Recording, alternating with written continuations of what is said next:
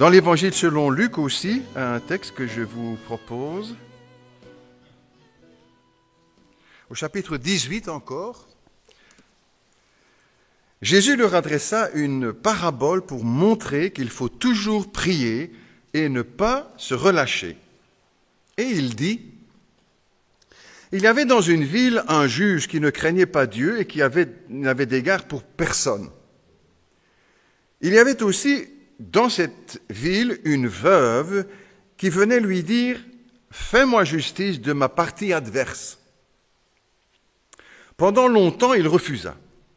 Mais ensuite, il dit en lui-même, « Quoique je ne craigne pas Dieu et que je n'ai d'égard pour personne, néanmoins, parce que cette veuve m'importune, je lui ferai justice, afin qu'elle ne vienne pas sans cesse me rompre la tête. » Le Seigneur ajouta, « Entendez ce que dit le juge inique.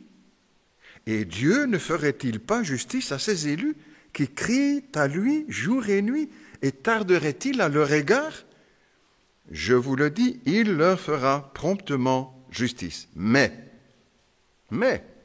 quand le Fils de l'homme viendra, trouvera-t-il la foi sur la terre ? » Jusque-là, les lectures pour ce matin, si vous le voulez bien. Je donne comme titre à la prédication de ce matin, « Crise de foi ».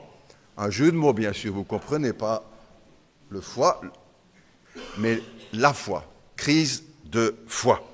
Lorsque je faisais mes études en théologie à Bruxelles, à la rue du Moniteur, au centre de Bruxelles, tout près du Parc Royal, du Palais Royal, derrière la rue de la Loi, où notre gouvernement se réunit donc régulièrement, dans l'église du Moniteur, dans leur cour intérieure, il y a un texte que je n'ai pas vu tout de suite non plus, pourtant on y a été pendant de longues années, un texte qui reprend cette parole de Jésus. « Quand le Fils de l'homme viendra sur la terre, trouvera-t-il la foi sur la terre ?» C'est un des textes que nous avons lus tout à l'heure ensemble. Jésus ne se pose pas la question pour lui-même, il sait toutes choses. Il vit d'éternité, il sait ce qu'il y a devant, derrière, à tout moment. Mais c'est pour les disciples qu'il pose la question, et pour les générations qui vont suivre, pour nous aussi. Quand le Fils de l'homme viendra, trouvera-t-il la foi sur la terre ? Ceci nous indique aussi, tout de suite, que Jésus ne se fait pas d'illusions sur l'avenir de la foi.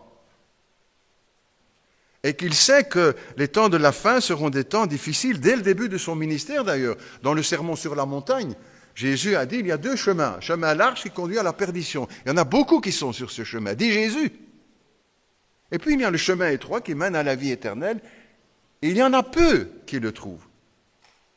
Donc Jésus nous a annoncé dès le début de son ministère que les chrétiens, les croyants, hommes, femmes de foi, seront toujours dans la minorité.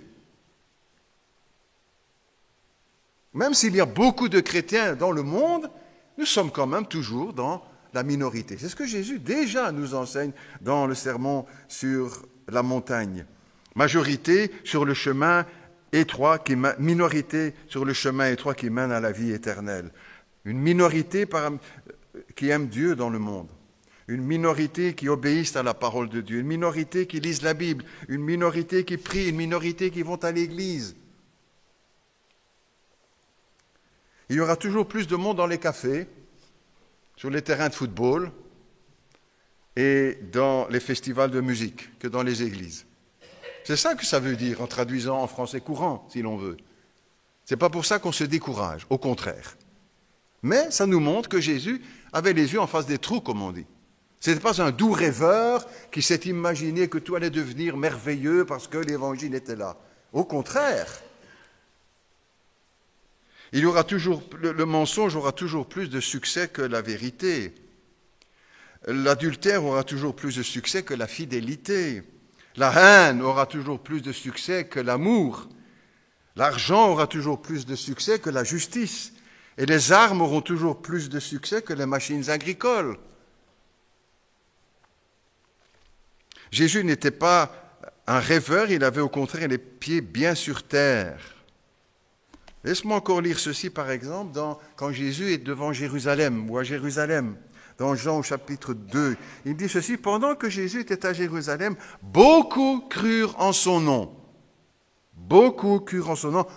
en voyant les miracles qu'il faisait. Mais Jésus ne se fiait pas à eux, parce qu'il les connaissait tous. Pas besoin pour lui qu'on lui explique ce qui est dans l'homme, car lui-même sait ce qui est dans l'homme. Jésus ne se cache pas les yeux. Au contraire, il a les yeux en face de trous. Il voit la réalité, il voit la vérité. Il sait que ce monde n'est pas un monde de bisounours. Et que tout le monde va se réjouir devant l'Évangile et se convertir. Pas du tout.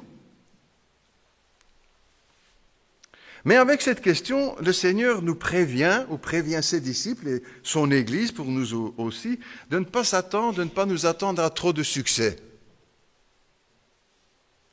De ne pas nous attendre à beaucoup de fruits, que toute la ville de Charleroi se convertisse, que toute la Belgique se convertisse. Jésus annonce que les temps de la fin, avant son retour, au moment de son retour, seront des temps d'incrédulité. Et pas seulement lui, mais les autres apôtres également vont reprendre ce thème. Jésus a dit, le ciel et la terre passeront, mais mes paroles ne passeront pas. Ça, nous en sommes témoins aujourd'hui, 2000 ans après. Jésus a dit aussi que l'évangile serait prêché dans le monde entier. Nous en sommes témoins aujourd'hui. Mais il n'a jamais dit que le monde va se convertir. N'attendons pas la conversion du monde ou de la Belgique ou de Charleroi, mais le Seigneur nous a invités à chercher à amener des âmes au Seigneur. Et ça, il y a encore beaucoup de travail. La question aussi que Jésus pose quand le Fils de l'homme viendra sur la terre, trouvera-t-il la foi sur la terre? Ceci nous rappelle tout d'abord que Jésus a promis de revenir. Si vous dites ça sur un plateau de télévision, les gens vont vous éclater de rire au visage, et pas seulement sur le plateau de télévision. Pourtant, tout ce que Jésus ou les prophètes ont annoncé, tout s'est réalisé à la lettre. Et beaucoup de choses encore, nous en sommes témoins aujourd'hui parce que nous les voyons de nos yeux, des choses qui avaient été annoncées depuis des centaines, certaines depuis des milliers d'années. Les voilà devant nos yeux. Pendant des siècles, on a pu rire en disant « Qu'est-ce que c'est de ça pour des rêveries ?» Aujourd'hui, c'est là, devant nos yeux. Il tient parole. Premièrement, dans cette parole du Christ, il rappelle qu'il a promis de revenir. Deuxièmement, que les temps de la fin seront marqués par un déclin de la foi. Trouvera-t-il la foi sur la terre? L'apôtre Paul, aussi conduit par le même esprit, bien sûr, pose la question aussi. L'esprit dit expressément que dans les derniers temps, quelques-uns abandonneront la foi. La parole de Dieu est honnête, n'est-ce pas? Elle ne met pas de la crème fraîche partout pour dire que tout va bien aller et que tout sera merveilleux. Le même apôtre Paul, en écrivant à Timothée dans sa deuxième lettre, il dira « Sache, au jeune Timothée, sache que dans les derniers jours, il y aura des temps difficiles. Les hommes seront blasphémateurs, aimant le plaisir plus que Dieu, et ayant l'apparence de la piété. » Des temps difficiles pour la fin. La parole de Dieu est claire. Nous voyons aussi, en regard de tout cela, que beaucoup d'églises se vident, sont vendues aujourd'hui. Pas toutes, heureusement, d'autres qui grandissent, qui se développent. Mais quand même, dans notre société occidentale, dans notre pays, ne regardons déjà que cela, beaucoup d'églises se vident. Il y a un désintéressement quasi général aux choses spirituelles. Et pas seulement chez les bons à rien qui, eux, ne feront rien, mais chez les braves gens aussi. Chez les braves gens. Le XXe siècle a vécu une douloureuse crise de foi. Mais pour le XXIe siècle, nous pouvons nous attendre à pire dans le domaine de la foi. Pour nous, en Occident, la foi reste toujours un combat, et pas seulement chez nous, on voit dans d'autres pays également, le bon combat de la foi. L'apôtre n'a jamais dit la bonne promenade, la belle promenade de la foi. Non, il a dit le combat. Et dans notre pays, il faut se battre pour transmettre l'Évangile. C'est un combat difficile et sournois dans un sens, je vous explique, parce que nous devons lutter dans notre pays, en tout cas, contre l'indifférence. Il y a plus de 20 ans, l'historien Henri Guillemin a écrit un livre que j'ai lu à l'époque, auquel il avait donné comme titre « L'affaire Jésus ». Voilà. Et il notait entre autres dans ce livre que la caractéristique majeure du XXe siècle sur le plan religieux, spirituel, c'est l'indifférence. Aujourd'hui, c'est l'opposition. Plus seulement de l'indifférence, mais de l'opposition chez nos contemporains vis-à-vis de la foi. Et tout ça appuyé par une législation opposée à l'Évangile.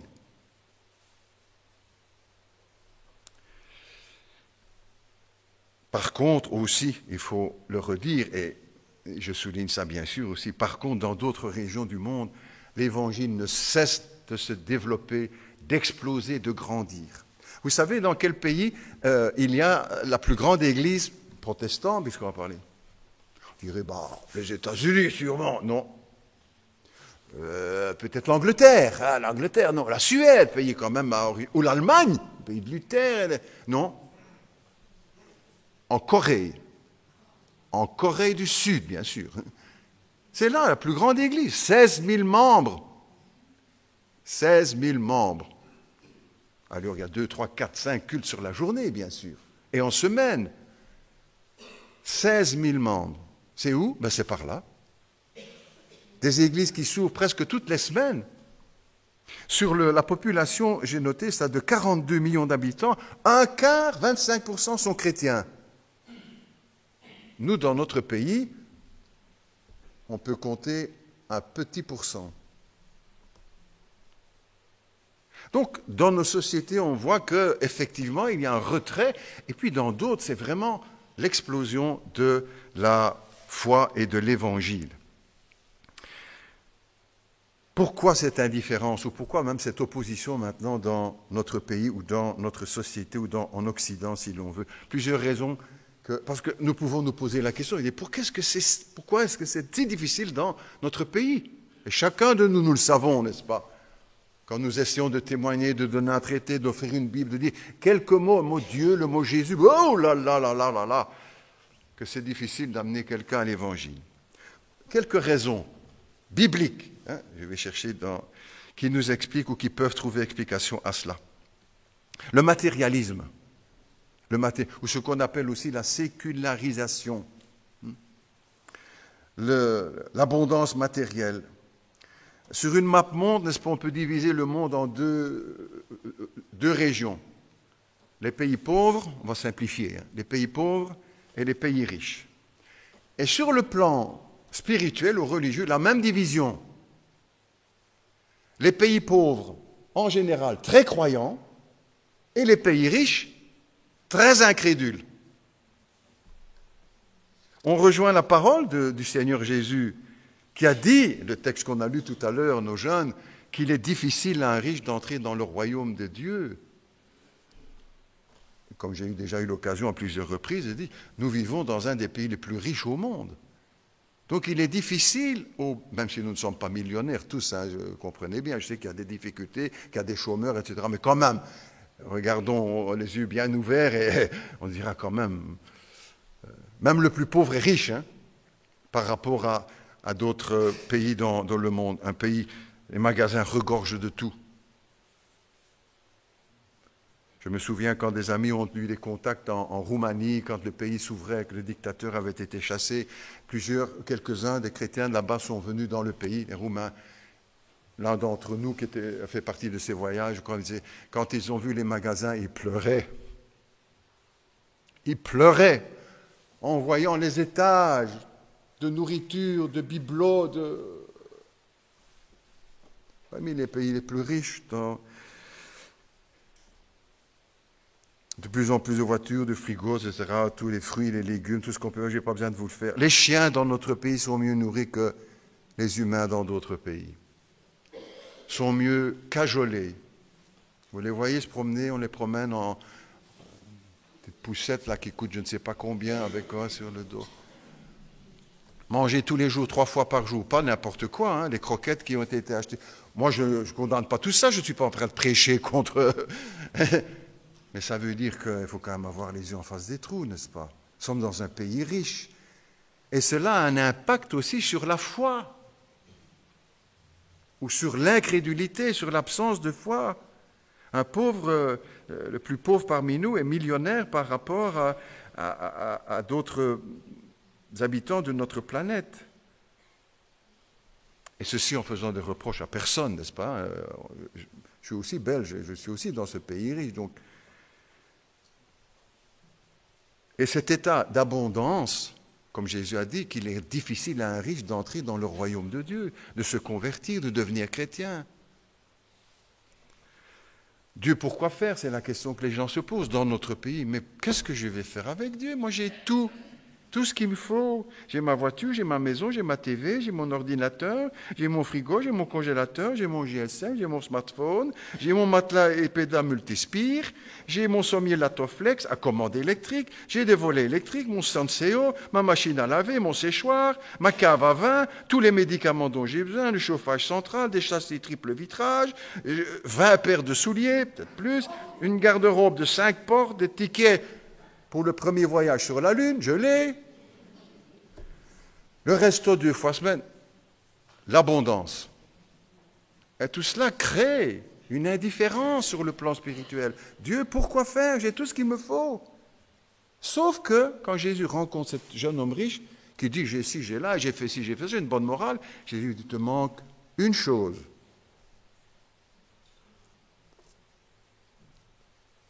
Viens et suis-moi. Trop riche, il s'en va tout triste. Il fait le mauvais choix. Je ne prêche pas ici contre le matelas multispire et tous ces machins-là, vous le comprenez bien, mais pour montrer que tout cela a un impact négatif sur notre foi. Et nous-mêmes aussi, nous sommes pris un peu dans ce mouvement, dans notre société. L'abondance de biens matériels a introduit cette sécurité qui empêche les gens de penser à leur âme, qui empêche les gens de penser à leur âme, à Jésus-Christ, à Dieu. Mais Dieu, pourquoi faire? Jésus, dans cette parabole-là, explique un petit peu ce qui s'applique ici aux Belges. Vous savez que Jésus a parlé des Belges, dans le texte que nous avons lu. La terre d'un homme riche avait beaucoup rapporté. Il raisonna lui-même en disant, que ferai-je? Car je n'ai pas de place pour resserrer ma récolte. Voici, dit-il, je ferai ce que je ferai. J'abattrai mes greniers, je bâtirai les plus grands, et j'amasserai ma récolte et tous mes biens. Et je dirai à mon âme, tu as beaucoup de biens en réserve, pour plusieurs années. Repose-toi, mange, bois et te réjouis. Mais Dieu lui dit, le Belge dans l'abondance, qui dit non à l'évangile, qui n'a besoin de rien, il a tout. Mais Jésus lui dit, insensé, cette nuit même ton âme te sera redemandée. Et tout ce que tu as préparé, à qui cela sera-t-il? Il te manque une chose et tu as oublié l'essentiel. Et notre société vit dans cet état de fait. L'homme est pris dans la spirale du matérialisme, il oublie l'essentiel, son âme.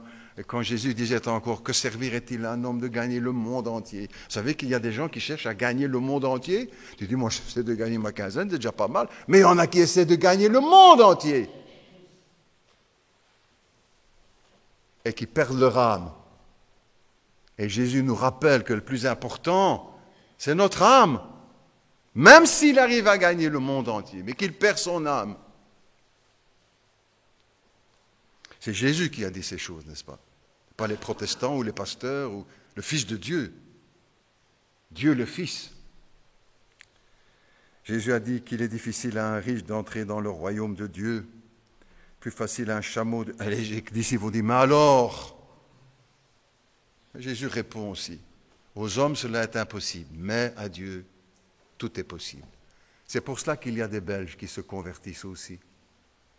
Ou des Américains, ou des Anglais, ou qui vivent dans ces sociétés occidentales d'abondance. Parce que cela est possible à Dieu. Et c'est pour cela que nous ne devons pas nous décourager. Nous devons savoir que c'est comme ça dans la société, mais aussi ce que Jésus a dit. Première raison de cette indifférence ou de cette opposition maintenant. Une deuxième qui explique cette situation dans notre pays, les progrès scientifiques, les progrès de la science. La science fait des bonds de géants, n'est-ce pas? Tous le reconnaissent. On fait plus de découvertes, on a fait plus de découvertes ici scientifiques dans les 50 dernières années que pendant les milliers d'années qui nous ont précédés. Comme Daniel l'annonçait dans les prophéties, la connaissance augmentera. Si mon grand-père revenait, il ne reconnaîtrait plus le monde. Des aliments qui sont cuits en 3 minutes, au micro-ondes, des calculettes électroniques, une opération à cœur ouvert, du café décaféiné, GPS, le GSM, le PC, les tablettes, les smartphones. Ils ne reconnaîtraient plus notre monde. En quelques années, nous avons dépassé tous les siècles qui nous ont précédés. En connaissance, pas nécessairement en intelligence.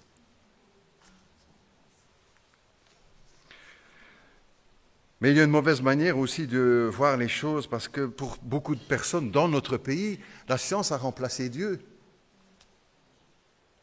Les gens nous disent clairement, « Oh, mais moi je ne crois plus en Dieu, je crois en la science. » Paf, comme ça. Je crois en la science. Elle est devenue l'idole de beaucoup de Belges. Pas seulement des Belges, mais on est en Belgique, donc on parle des Belges. Une idole, un faux Dieu, dans lequel ils se confient. « Oh, mais la science va arranger ça, elle va encore arranger ça, et ça va se régler, etc. » Pris comme une idole, comme un faux Dieu. Mais la science n'a pas chassé Dieu quand même, mais quand on veut bien y réfléchir, j'essaierai d'aborder cela une fois dans une prochaine prédication sur cette situation-là, par rapport à la science. Et le scientisme, c'est la nouvelle religion du XXIe siècle, déjà du XXe.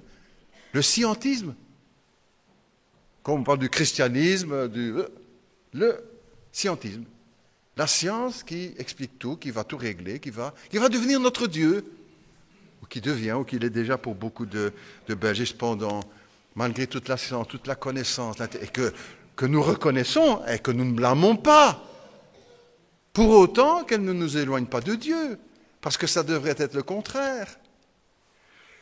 Einstein disait, plus on connaît, moins on comprend. Et il ajoutait encore, notre univers, c'est une parole qui me régale. Notre univers ruisselle d'intelligence. Beaucoup pensent que pendant des siècles, le bon Dieu était là pour boucher les trous sur ce qu'on ne sait pas expliquer. On dit, ah ben ça c'est Dieu, ah ben ça c'est Dieu, mais tout ce qu'on sait expliquer, hop, mais c'est le contraire, n'est-ce pas?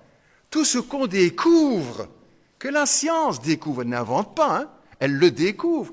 Ce qui a été créé d'une complexité, d'une sagesse, d'une intelligence, d'une beauté, on n'a pas chassé Dieu, au contraire. On met en évidence sa grandeur. Je vous ai déjà dit plus, c'est les émissions que je préfère.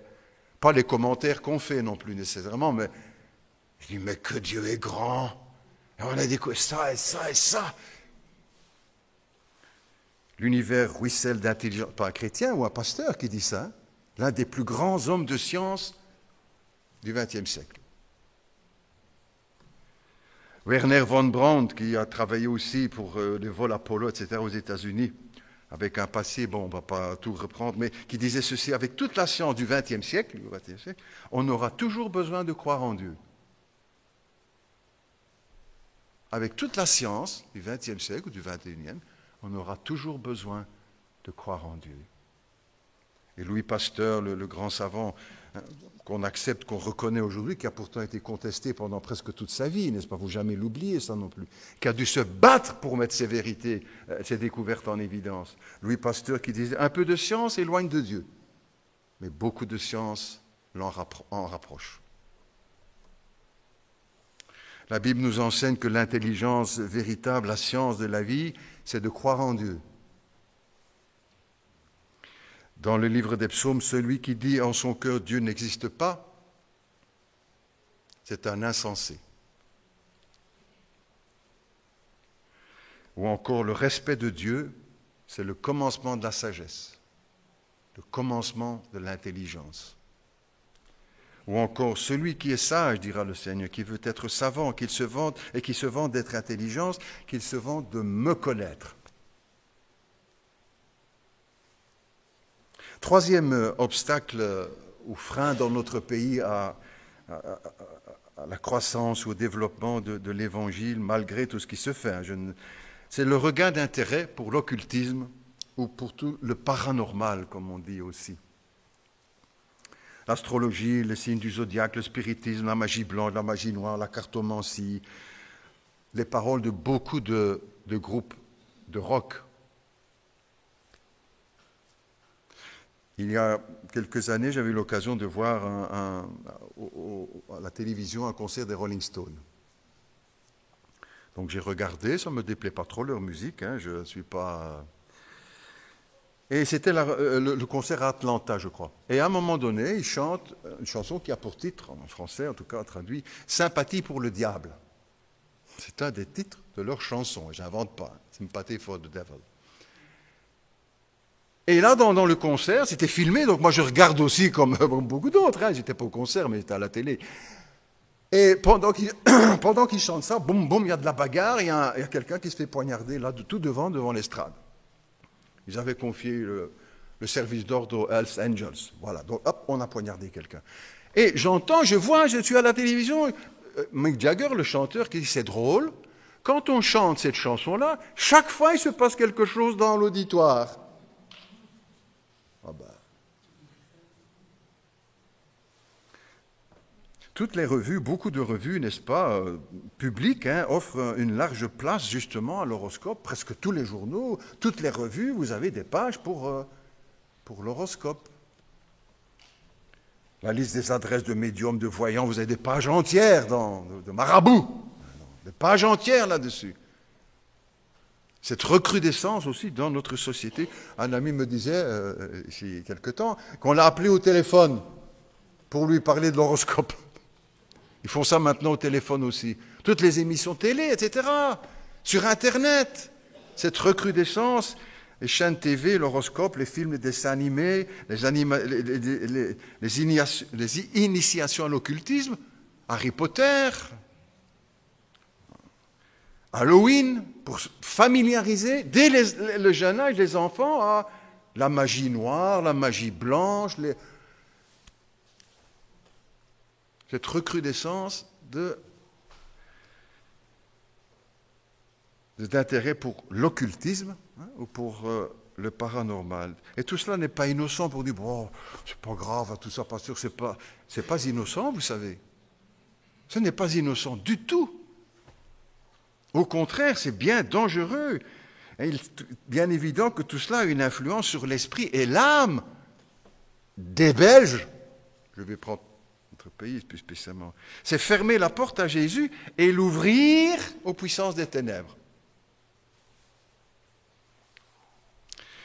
Quand vous ajoutez à cela aussi que des prêtres ou des pasteurs enseignent que le diable n'existe pas, ou même que le mal n'existe pas. La Bible dit, l'Esprit dit expressément, tu prends l'expression, la Bible, l'Esprit Saint dit expressément que dans les derniers jours, quelques-uns abandonneront la foi pour s'attacher à des esprits séducteurs et à des doctrines de démons. Plus que jamais, notre génération a fait le choix, n'est-ce pas? Dans notre pays, beaucoup ne veulent plus aller à l'église, mais ils vont consulter le médium. Beaucoup disent, moi je ne veux pas lire la Bible. Mais tous les jours, ils lisent l'horoscope. Ou beaucoup qui ne veulent pas prier Dieu, mais qui vont prier les morts. Sachons reconnaître que derrière l'indifférence ou même l'opposition maintenant de notre société, en Belgique particulièrement, que cette indifférence et cette opposition aux choses de Dieu explique un peu le refus de l'Évangile ou les difficultés que nous avons à le communiquer. Alors ça peut nous aider chacun en tant que chrétien de le savoir. Pour ne pas nous décourager, Et dire, le Seigneur ne nous a pas prévenus, il n'a rien dit, ou la Bible n'a rien dit là-dessus. Si, elle a dit beaucoup de choses. Certains points que je viens de rassembler sur ces 3 paragraphes, pour que nous soyons avertis, mis en garde, pour nous-mêmes déjà, et puis pour expliquer aussi la situation dans notre société, pour ne pas perdre confiance. Quand le Fils de l'homme viendra sur la terre, il pose cette question, trouvera-t-il la foi? Alors déjà aussi, nous ce matin, nous pouvons répondre, oui, tu trouveras la foi, en tout cas chez moi, dans mon cœur. Et chacun de nous qui sommes au Seigneur, c'est ce que nous pouvons dire. Oui, tu la trouveras chez moi, Seigneur. Pas parce que je suis meilleur que les autres, plus intelligent, plus là, parce que tu as touché mon cœur par la croix de Golgotha. Et Seigneur, je vais essayer, malgré toutes ces difficultés dans notre pays, en Belgique, malgré l'opposition, malgré les moqueries, etc., je vais continuer d'essayer de parler de l'Évangile pour amener d'autres à Jésus-Christ, pour qu'ils pensent à leur âme et à l'amour de Dieu. Prions ensemble. Notre Dieu, notre Père, nous sommes au milieu de ce monde, bien sûr, nous ne pouvons pas le changer. Nous ne saurions pas le changer. Il ne veut pas être changé. Mais toi, tu as changé notre cœur, notre vie. Et nous voulons partager aussi cette bonne nouvelle.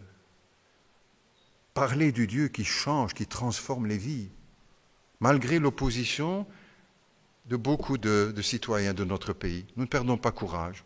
Nous ne les condamnons pas, nous ne sommes pas là pour condamner, pour juger personne, pour parler, pour témoigner, pour annoncer, pour communiquer. Et puis chacun restant, l'acceptant dans le respect de ce qu'il a choisi, dans la tolérance, dans l'amour chrétien.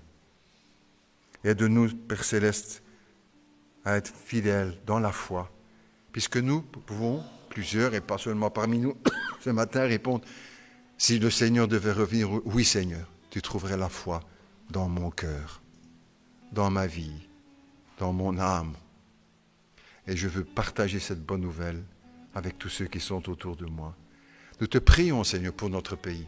Nous te prions pour notre ville.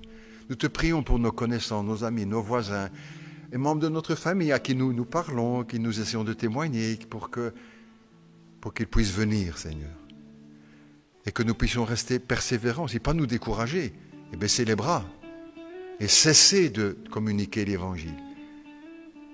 Merci de nous garder ainsi dans ta main fidèle, dans la proclamation de la bonne nouvelle de l'Évangile de Jésus-Christ. Individuellement, chacun en tant que chrétien, et puis collectivement aussi, en tant qu'Église. Et dans chacun des groupes d'activités de l'Église, les Dorcas, les jeunes, les ados, les musiciens, de communiquer avec les dons que tu nous as accordés aux uns et aux autres. Nous te prions dans le nom de Jésus, notre Seigneur. Amen.